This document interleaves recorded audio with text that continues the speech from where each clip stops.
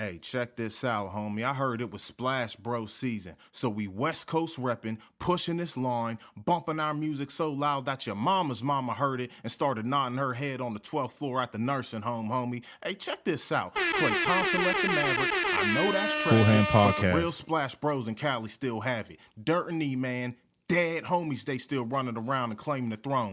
Masked up, brown water sipping, E-Man, Dirttt, from Dago to Filmo, Long Beach to LA, this Splash Bro season. What a beautiful intro. What you just heard was me being featured on the beginning of the Splash Bros to Infinity project, and what Dirttt did with that I thought was pretty cool. I'm just going to get straight into this review because it might be a long one and it's kind of late where I'm at right now. So we're going to get straight to a Qool Hand Podcast, something you got to deal with. I want to give a big shout out to Dirttt and E-Man and everybody who worked on Splash Bros to Infinity.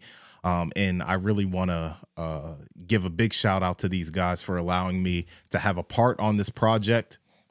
But what you just heard was me on the intro. I was talking my talk. I'm an East Coast dude cosplaying as a West Coast dude on this intro. And Dirttt hit me one day. He said, "Yo, Qool Hand, I got an idea for this project. If you want to talk your talk like you be doing on the podcast, you know, throwing in the dead homies and all that stuff, like I'm from LA or something, you know, just talk your talk." So I goes on my lunch break one day. I pull out one of my Tascam recorder. I do what I do. I record it about 3 times, and I send it to the homie, and he's like, "Yeah, this might elevate the project." So I appreciate it. And when I first heard it, I didn't know where I would be placed on the project. But the first thing I hear is my voice, and I thought that was pretty cool. As you know, I'm a retired rapper and a retired undefeated battle rapper. So you know, it was just a cool feeling to hear my own voice on the song. And one thing I will criticize, because this is a review, by the way, so I'm going to criticize myself. I said Klay Thompson left the Mavericks, which is not true. But I didn't want to re-record it. I didn't want to re-record that because I'm like, you know what? Mistakes happen in music and it's not a big deal. I think everybody who's a real basketball watcher knows Klay Thompson didn't leave the Mavericks. He left the Warriors and he's on the Mavericks. I know that's tragic, but the real Splash Bros in Cali still have it. Dirttt and E-Man, dead homies, they still running around and claiming the throne, masked up, brown water sipping, from Dago to Filmo, Long Beach to LA, this Splash Bros season. Let's get into it. By the way, I don't know where Dago and Filmo is. I know it's like Fillmore or something like that. All my West Coast Bay Area, y'all could check me. Y'all could, you know what I'm saying, jump in the DM, let me know, you know, get my geography right. But let's get straight into this review. So Dirttt and E-Man, they previously dropped Splash Bros 1 in 2024. These dudes put in a bunch of work. If you are familiar with Dirttt, you know that he drops music like no other. Dude be going on like a Gucci Man run back in like 2008 to 2010, back when like Gucci Man was dropping all them mixtapes, no breaks. He has a crazy work ethic, and E-Man, he's one of the smoothest people on the West Coast. Gives you that chill vibe, gives you that player vibe, gives you a little bit of some of that ism that they be having over there in the Bay Area with all them players, you know what I'm saying, them real slick talking dudes, you know what I'm saying. This was released on December 29th, 2024. It was sequels to Splash Bros, which was released in February 16th, 2024, and there's a total of 8 tracks for a running time of 27 minutes. The features include Crowded Places, Jaz Evon, Don V, Joe. If I'm saying your name wrong, Joe, forgive me. We got Stunna Una, one of the realest from the West Coast, and somebody named 9-4. I love the artwork. Whoever did the artwork, I don't have that in my notes here, but the artwork is amazing. I loved how they did like wordplay even within the title, Splash Bros to Infinity, and then you have, you know, the Roman numeral 2 with the infinity symbol on the cover. And these guys put in some work on the promo too. Like they dropped like this video in the chicken spot. I don't know what chicken spot they was in, but these guys really did their thing, man. These guys really did their thing, and they kind of ended 2024 on like a crazy note, because as we're going to discuss, this project is one for the books, man. One for the books, one for the West Coast. We're going to ride this West Coast wave as long as we can. So shout out to them brothers. But let's talk about the first track. Although Dirttt says he's not a rapper, like he don't want to claim the rapper category, you don't want to box him in or anything like that, I feel like he really, I don't even want to say stepped his bars up on this project, or even in Jetsons, the first track in itself, but rather I feel like he just refined some of his rapping, if that makes sense. So I think he refined his bars, and rapping really is a craft. Like two rappers can come up with the same simile or metaphor and deliver it in two different ways. There's a reason why many rappers have said similar things, but it doesn't connect with the people in the same way, if that makes sense. So it really is a skill that you have to work on when it comes to rapping. And I think that Dirttt really accomplished that. And especially on Jetsons, like starting off to set the tone for the project, it's a make or break thing with the first song. The first song, you can lose people or gain people's interest. So Jetsons, it had horns on it. It had a jazzy vibe, you know what I'm saying? But at the same time, it still slapped. So we're not going to get into the lyrics that much. I'm going to bring out some lyrics, but I really just want to talk about this project as a whole. So like just some of the like minor bars in this song, Dirttt saying family man from the future, sort of like Jetsons. The bars are heavier. I feel like Dirtt's use of metaphors and similes have improved. And I texted him one day because he had a bar, like he like dissed one of his own bars. Like there's certain bars that are just stupid. You know what I'm saying? They're dumb. They're stupid. They don't need to make too much sense. And he had a bar that I personally liked. It's a stupid bar, but that's what I like about it. It's not to be taken too seriously, but at the same time, it's so simple, it's hard. That like all my real ones make sense of that. Just make sense of it. So he said something about like, it's electric in my city, come Tesla, test LA. I'm sorry. I thought that was fire. I like talking about that. My wife's in the background nodding her head like, yeah, that's hard. Like, yeah, like she's co-signing that. She's co-signing the bar. When I don't know if I said it to him in person or texted it to him, but he was like, nah, he was like downplaying his own work. I'm like, no, like it's a stretch. It's like, it makes sense. Like it's a bar that makes sense to me. Like it's something that you don't have to take too seriously. Like test LA. Like that's funny, dog. It's funny. It's hard. I like it. So can't nobody say nothing about that bar to me or you're going to bed. That's how seriously I take it. That's my guy. And shout out to Dirttt one more time, because I did meet him in person and he's a good dude. And I'm stamping that. Qool Hand is stamping that. So E-Man comes on this song on his verse on Jetsons.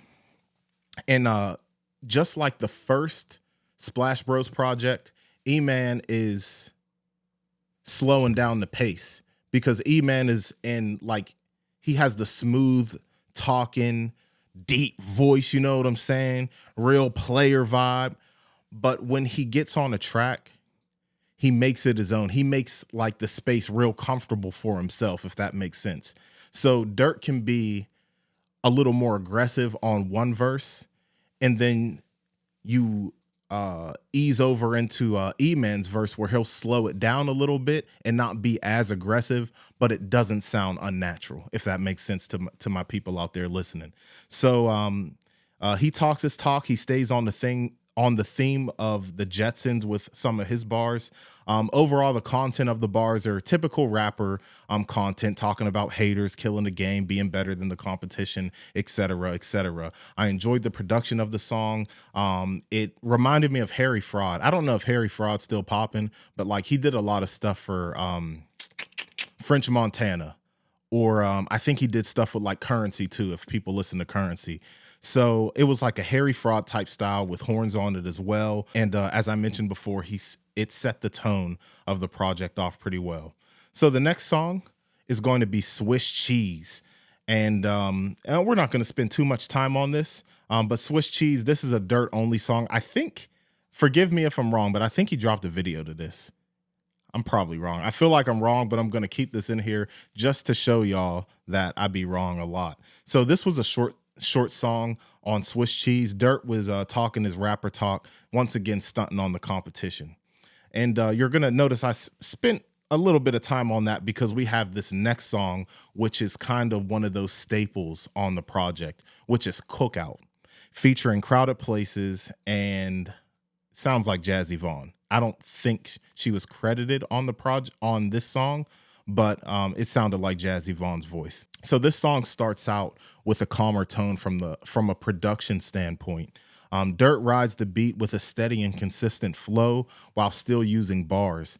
The content of the bars pretty much remains the same, being ahead of the competition, but it also, like, he's talking his talk, but he's also showing grace. It's like, I can kill the competition, but I'd rather let you eat. Like, you could eat on this block, but just know that I let you eat. You know what I'm saying? You're not eating on your own. I let you eat. Like, we could shut that down if I very well chose to shut that down. But you could eat on this block. I'm gonna let you live. I'm gonna let you feed your family. I'm not gonna kill you. I'm gonna just let it. I'm gonna let you live. And that's emphasized in the hook. They'll live, I guess, this time.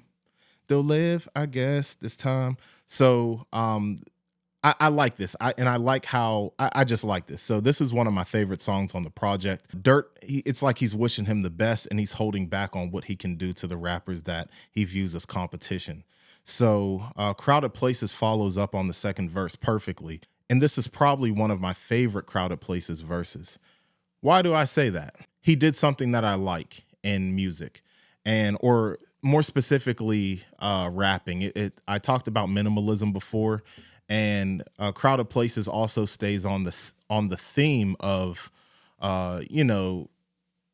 giving grace, being, the competitive thing, the typical rapper jargon, and the repetitiveness of don't act like I'm not this, don't act like I didn't inspire you. Don't act like. So he started repeating like, act like, act like, act like. If you listen to the song, and if you're new to the Qool Hand Podcast, one of the things that I enjoy when it's done right is a level of repetitiveness in bars. For example, because when people think repetitiveness or, repeating something, it sounds, super redundant, which has a negative connotation.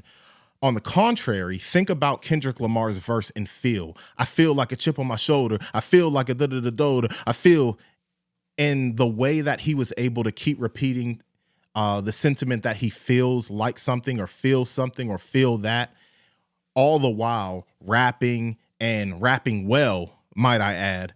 I love that. I love that. I love that because I think it takes a special skill when you're rapping and really formulating bars and not just rapping nonsense. And that's a big difference too. Like, you can use like you can use the same word and rap nonsense, but it's a different level when you are meticulously crafting a verse to stay on the topic. You feel me?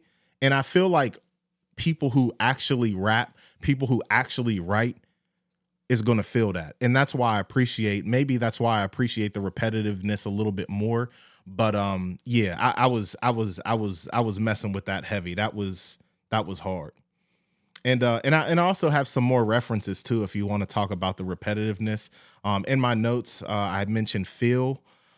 This is a little bit of a stretch when it comes to repetitiveness, but there's a song called New Law by Theophilus London. In Drake's Middle of the Ocean, he did that, like the flow was super repetitive, intentionally on the second half of Middle of the Ocean. When he said, I'm sitting on large property, treat me like a newborn, Lucian not dropping me. And then he goes topping me, high-fiving me, high-fiving me, high key sick of me, vibe differently, find Tiffany, dime stick to me, y'all wishing me. So the repetitiveness comes in many different forms. I know I just talked about using a specific word, but I know y'all West Coast dudes don't want to talk about Drake right now, but we're going to. This is the Qool Hand Podcast. I like Drake. Just the flow and the level of syllables as well. So like the whole Drake thing, large property, Lucian, not dropping me, large property. Like it seems so elementary, but when you put all of these simple things together, you can create something amazing. And this is why we love hip hop. I'm just keeping it real. Like this is why we love rap, and this is why we love hip hop. Crowded Places was basically saying, don't act like I'm not that guy. Don't act like I ain't did all this and did all that and put y'all on and do this and woo woo woo. So he's doing that, and he's leaving it there. He's like, I'm gonna let you hold that. So E-Man comes in on the third verse, and he's pretty much doing the same thing. He's having sympathy, talking about, I ain't gonna do you foul the way we should do you foul, like the first two verses said. And this is the thing about E-Man's verse. He says things from a different perspective, and that's why having this variety of rappers on this song is so great and why it's one of my favorites. He talks about, like somebody having a kid. I'll let you raise them. Stuff like that. It's like, I'm not going to cause any of my competitors any harm. I don't want to damage your career. It's just typical bravado talk. Like, you got kids, I'm not going to let you interfere with that. You might be a competition. You might be what you guys like to call ops. You might be a op, but I'm not going to do you foul because you got kids to raise. You know what I'm saying? I like that. And then also E-Man's flow was increasing toward the end of his verse. So I was really feeling that. That's a 5-star song right there. So let's go on to the next song, which is called Out of Steam. And this has Jaz Evon credited as a feature here. And real quick, Jaz Evon is like a young SZA out here. Like she's like, like Kanye said on Monster, do the rap and the track, triple double, no assist. She will sing. She could sing. She could rap. She could compose. She could do film. She could do all that. But the thing about Jaz, now I'm like 99.9% sure that was her on the hook for Cookout. But like Out of Steam, like she has like more of a verse, and her voice sounds great, and that's why I'm like she's like a young SZA, because she's like low key like a stimulus out here, and that's like not a diss or anything, but you throw a little bit, you sprinkle some Jaz Evon on your track, it's going to increase the track's value. And I'm just keeping it real. And the thing is, you can't argue that. Nobody can argue that. Give me one bad Jaz Evon song, I'll give you $1,000. I'll give you $1,000 right now. Name me one bad Jaz Evon song, I'll give you $1,000. Nobody's talking. So I'm if you could have named me one bad Jaz Evon song, you could have been $1,000 richer right now. But fortunately for me, I'm not I'm not losing $1,000. So there you go. This song has more of a pop R&B vibe to it. Jaz Evon starts with why you keep running from your fears, bro, and she's just like talking. That's how the song starts. And the hook is covered with the term you keep on running away. And Dirttt is also harmonizing on that and singing on that. And the song mentions about just wanting to prove their love. Don't I give you everything, but the other person keeps pushing away. So it's thought provoking. And when you have Jaz Evon on a song, she may have, it may just be a feature, but you're going to be left thinking about something. This is not a superficial being. These are not superficial lyrics. So it made me think of something that people like to call like attachment styles. I'm not getting into that because I'm not a psychiatrist nor psychologist, nor do I care to explain it, but look it up if you care enough. So Dirttt then echoes the same sentiment or a similar sentiment, but he fills the space with faster rapping on this track and more of when I say like a vibe, he's not like trying to like spit a bunch of bars to, you know what I mean? It's like he's kind of like letting Jaz's verse sit and you can like kind of like bask or marinate in what she was talking about. And he keeps the song moving, like navigating. He's like, I keep on running. You keep on gunning. It's kind of like filling space. And I don't want to call it as explicitly like filler, but rather, you know what I mean? Nobody likes like a A, B, C, E, F, G, onomatopoeia, like a super heavy song. You know what I'm saying? So I feel like it's a good space filler to of Dirttt to just keep the vibe moving. Then you get into E-Man's verse. I'm gonna give E-Man a lot of praise because this personally was one of my favorite E-Man verses. So E-Man raps faster than I'm accustomed to from what I've heard from him. E-Man's verse, he seems to be talking about commitment issues, and he even says it like in the background. He starts by saying, I'd rather run away. So before you have like Jaz Evon talking about, you know, why are you running away, or would he, you know, start running away from your fears? And while he's still on the theme of that, E-Man is rapping from a position of somebody who may be running away. You feel me? So he kind of starts pumping his own head up in this verse, like, I'm afraid I might be the best you ever had. And pretty much, you know, somebody, you know, getting hooked on him, you know what I'm saying? Like, you know, these ain't my words, y'all. Don't shoot the messenger. But I'm trying to think, because I think some of my real people out there is gonna feel this. Like, you just might be a good dude. You know what I'm saying?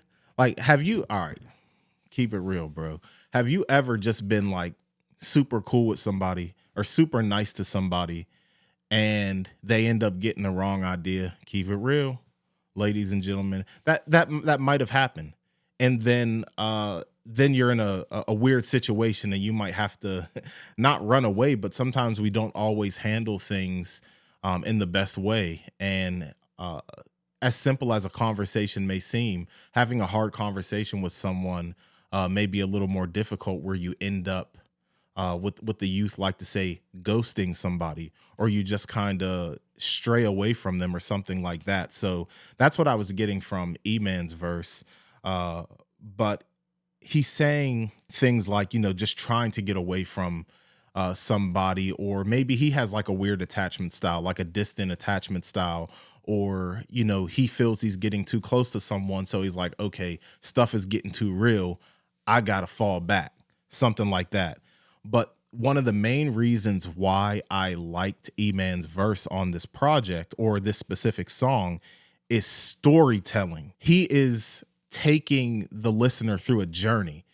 And once again, like this, I keep crediting things to hip hop, but like these are the things that make me personally love hip hop. There's a storytelling aspect, there's the metaphors and similes, there's the syllable piecing up, like there's bars, there's harmonies, there's like this Splash Bros to Infinity is really Splash Bros to Infinity, because we're going to be listening to this project for a very long time. So he starts talking about like excuses that he makes, like doing all this outlandish stuff to try to get away from maybe what you would call commitment, or just trying to escape a specific situation.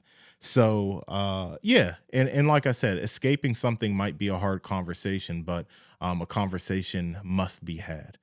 Communication, people, communication. Let's go on to the fifth track, which is called Cali Thang, featuring Dawn V. Shout out to Dawn V.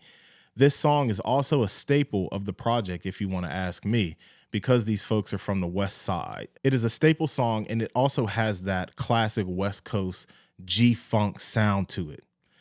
And when I listen to Cali Thang, I wanna do some sort of walk. Now, the most popular walk is the Crip walk. And you can listen to this song and you can just imagine like OT Genesis Crip walking to this.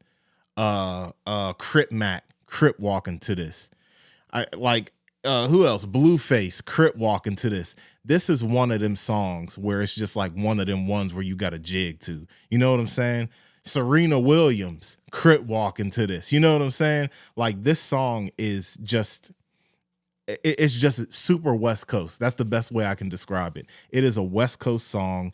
And the G-Funk low riders on hydraulics, Like it's just all of that. It just encapsulates that West Coast, that classic West Coast vibe, that classic West Coast feeling. You can even do the electric slide, by the way. I think there was a listening party for this project, and the folks was doing the electric slide to this. So I feel like at every party in California, y'all gotta listen to Cali Thang featuring Don V, Splash Bros. E-Man is the first rapper on this. He sets the tone with the hook, rather, and he just starts talking about what Cali is known for. He's talking about Chucks and J's. It's a Cali thing. He starts out saying my whip meaner than Regina George, and I'm like, okay, because like keep it real, like this is a society like 2025. People have short attention spans. So if you can get past the hook, let's just say you didn't like the hook. You know what I'm saying? You just weren't feeling the hook. But then what if you hear the flow? My whip meaner than Regina George, just saying then the flow might capture you, and that might be the reason you come back to a song. So I loved how E-Man started off with the flow, and then something so simple as my whip meaner than Regina George, and then he's stretching out the George. And then for somebody like this is a West Coast dude, super player, glasses on, chain on, brown water sipping, and then he's talking about Regina George. I love the balance. You know what I'm saying? We're talking about Mean Girls, Regina George. Like, I love the balance. Like, I just, if that makes sense to you, just leave a like or something. But there's like a balance in things. He's not talking about super extra out, Snoop Dogg riding down drive by. No, he said Regina George, bro. Like, and I like that. So, and once again, as I like to say, it's not what you say, it's how you say it. He stretched out the George, and he really rode the beat with that. So he sets the tone right. And I love this flow. Dirttt raps on the song after the hook for the second verse, talking about the California living. And one of my favorite quotes from this song, or one of my favorite lines, is food stamps barely got us them groceries. Running fades at the school when it's close to 3. And that's just another one of those staple bars. Like, I just love that. Running fades at the school when it's close to 3. And you have to listen to the song because he says it much better than the way that I'm repeating it. So we get the hook again, and then we get to Don V. No. I don't think the hook came in. Listen to the song. The song will tell you better than me. So Don V, this is interesting because he has, like, all three of these guys have like different voices and everything, and different cadences, styles, and all that stuff. So when Don V comes on, it's almost like he comes on with like a robotic flow. Give it up, give it up, give it up. He says something like that. And like it's almost a little bit comedic. So I like to just say that. I'd be saying that around the house, because the way he came in on the song was just kind of funny to me. But like he ain't nothing to be played with. You know what I'm saying? Like he ain't no joke. He ain't no clown. So he comes in. He says, "Give it up, give it up, give it up." Slide like this, and he goes from like sort of a robotic tone in his voice to rapping about having connects in the East, although he's from the West. And then he transitions into like a super smooth flow.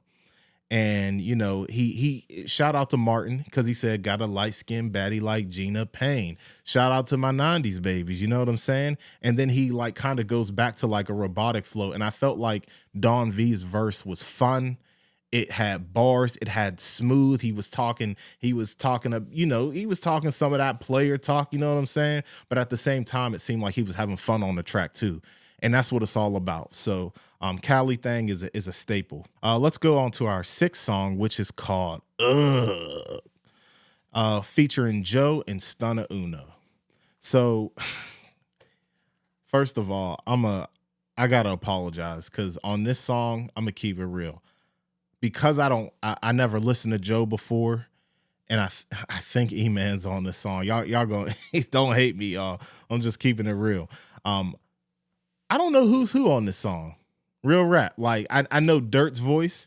I think I know when E-Man's rapping, and I know Stunna Uno, because Stunna Uno has one of the most authentic voices and tones and all that on the West Coast. So I think E-Man's first, and he has like a cool flow. Like if you ever heard the song "Ha" by Juvenile, and it seems very lively. Like his flow, his tone on the song. Once again, if that is E-Man, he's showing once again a variety in what he can do. He's not a one-trick pony. He's not, I'm just on some smooth Larry June player type cool stuff. You know what I'm saying? Dom Kennedy type stuff. Then Dirttt, he crashed out on this song, which is like low key hilarious. Like he said something about like the Oscars and Will Smith called somebody a weirdo. He said it'll give Will Smith a concussion, called him a weirdo. That's the Fresh Prince of Bel-Air, bro. You can't do that to Will Smith. He had like a real erratic tone, like he was going crazy, like he lost it. And then you have like Joe and Stunna Uno. They came in with a nice West Coast. It seemed like, the West Coast tag team on some, Snoop and Dr. Dre type stuff.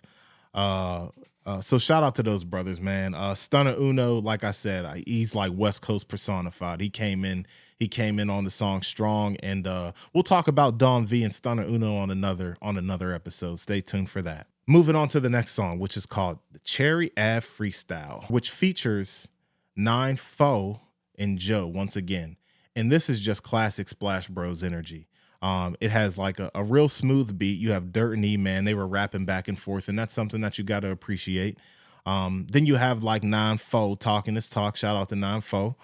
And then you have a beat change. So after like a smooth, cool beat, the beat changes and you have more of the funk, the funkiness, and a faster pace.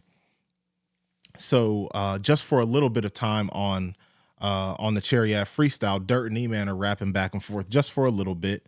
And I have this in my notes here because it's funny. E-Man disses furries.